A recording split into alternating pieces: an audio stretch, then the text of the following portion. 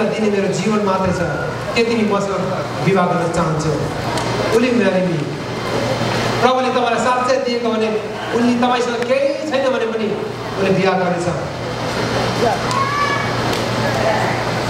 क्यालिफोर्नियाको मेरो साथी इन्डोनेसियाबाट जब उनी क्यालिफोर्निया आए, 17 वर्ष उनले होटलमा काम गरे,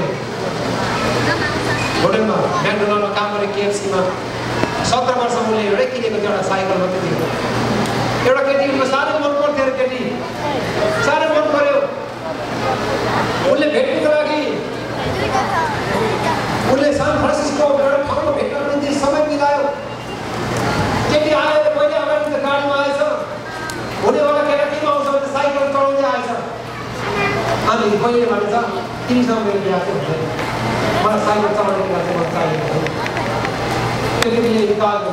उसले लगभग उसले आफ्नो गवाई दियो। 13 केटी उसले प्रस्ताव गर्यो, एउटै कारणले छोड्यो, उनीसँग साइकलको कारण। अनि उसले एउटै निर्णय गर्यो, प्रभु तपाईँले मलाई बुद्धि दिनुहोस्, संसारमा बिहा भन्ने कुरा चाहिँ पैसाको लागि मात्रै हुँदो रहेछ, बहिनी भने हुनुपर्छ त। अनि मेरो एउटा घर किन्दै गर्ने मान्छेसँग अलिक पैसा हालेर उनले सुरु गरे। अनि पुरानो घर किन्दै रेनोभेसन गर्दै बेच्दै काम सुरु गरे। 4 वर्षमा उनको आफ्नै 13वटा घर पनि किने। अनि त्यसबाट केटीहरू त कति आएको हो, पहिला साइकल हुँदा पहिला आएको फर्केर आयो। अनि उहाँले तपाईँसँग बिहा गर्न सक्दिनँ कि तपाईँले मलाई होइन मेरो सम्पत्तिलाई बिहा गरेको, जब जुन बेला मसँग साइकल थियो तपाईँले मलाई हिँडेर छोडेर गएको। अनि अस्ति साथीलाई मैले कुरा गरेँ, कति छ सम्पत्ति भनेको मलाई पनि थाहा छैन, कति पैसा छ। उहाँको 40वटा 42वटा घर मात्रै छ, आफ्नो नयाँ घर किनेको मात्रै, त्यो घर मैले बेच्दै गर्नुहुन्छ। मलाई जीवनमा मैले चाहेको त परमेश्वर ज्यादा दिनु। तर एउटै कुरा मैले संसारमा बुझेँ, मानिसले बिहा गरेको पैसाको लागि मात्रै रहेछ। अनि उहाँले त्यस्तो केटीसँग प्रस्ताव प्राप्त भयो जसले त पैसाको लागि होइन, गाडीको लागि होइन, तर उनीहरू माया गरिरहेको। म सिक्किम गएको थिएँ, सिक्किममा चर्च डाँडामा हुँदो रहेछ, म सक्नु आँटेँ त। अनि डाँडामा चर्च हुँदो रहेछ, केटाहरू चाहिँ हेलमेट बोकेर माथि चर्चमा आउँछ। बहिनीले सोध्छ अरे यो भाइ त हुने खाने नै रहेछ, कतिवटा मोटर बाइक त रहेछ, हुने खाने नै रहेछ। भरे बहिनीले डाँडाको चर्चबाट तल हेर्छ, यसको कुन चाहिँ बाइक रहेछ भनेर यस्तो तल हेर्छ। भाइ त हेलमेट बोकेर चर्च उसै घरमा जान्छ, बाइक त हुँदैन, हेलमेट मात्रै हुँदैन।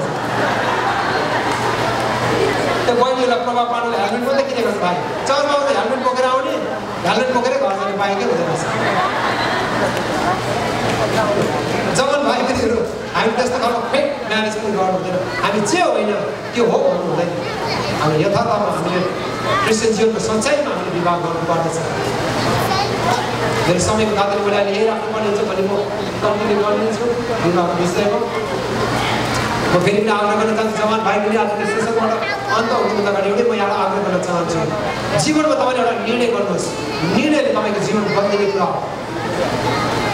तपाईँले आज एउटा निर्णय गर्नुहोस्, म भविष्यमा विवाह गरेँ भने प्रभु म पवित्र विवाह गर्नेछु, आदरणीय विवाह गर्नेछु, म भागेर विवाह गर्ने छैन। म मण्डलीको अगाडि परमेश्वर तपाईँको उपस्थितिमा प्रभुका जनहरूको बिचमा मेरो आमाबाबुको आशीर्वाद लिएर विवाह गर्नेछु। म मेरो आमाबाबुको आशिष लिएर मात्रै विवाहमा जानेछु, मण्डलीको आशिष लिएर जानेछु, मण्डलीको अगुवाको आशिष लिएर विवाह गर्नेछु। जवान भाइ बहिनी, तपाईँले एउटा निर्णय गर्नुहोस्, त्यो निर्णयले तपाईँको जीवन बनिनेछ। यसको निम्ति तपाईँसँग एउटा भोक पनि हुनुपर्छ। धार्मिकताको निम्ति भोकाउनेहरू, सठिक जीवन जिउनलाई इच्छा गर्नेहरू, तीव्र चाहना गर्नेहरू, बाइबलले भन्छ तिनीहरू तृप्त पनि हुनेछन्। हालेलुया। परमेश्वरले यहाँको मनोरथलाई पनि पुरा गर्नुहुनेछ। अनि परमेश्वरले सबैभन्दा बेस्ट कुराले तपाईँको जीवनलाई तृप्त गर्नुहुन्छ। तपाईँले असल श्रीमती खोज्दै हुनुहुन्छ जवान भाइ बहिनी, but God want to give the best wife, not just good wife. God want to give the best wife. जवान बहिनीहरू, you are looking for a good husband, but God want to give the best husband. परमेश्वरले तपाईँलाई सबैभन्दा उत्तम कुराले तृप्त गर्नुहुनेछ।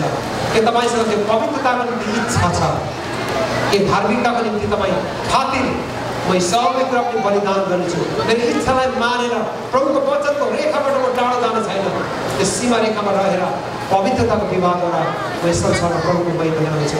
त्यो परमेश्वरलाई धन्यवाद जसले विवाह सुरु गर्नुभयो। प्रियहरू, जब वैवाहिक समस्या आउँदा अघि मैले भने हामी दगुरेर जाने ठाउँ त परमेश्वरले हुनुहुन्छ जसले हाम्रो विवाह बनाउनु भयो। उहाँले हाम्रो विवाहलाई फिक्स पनि गर्नुहुन्छ, जोड्नुहुन्छ। वकिल कहाँ जाने होइन, तर हाम्रो विवाह बनाउनु हुने परमेश्वर हामी दगुरेर जान सकौँ। त्यो महान परमेश्वरलाई हामीले ठुलो ताली बजाएर धन्यवाद दिन्छौँ।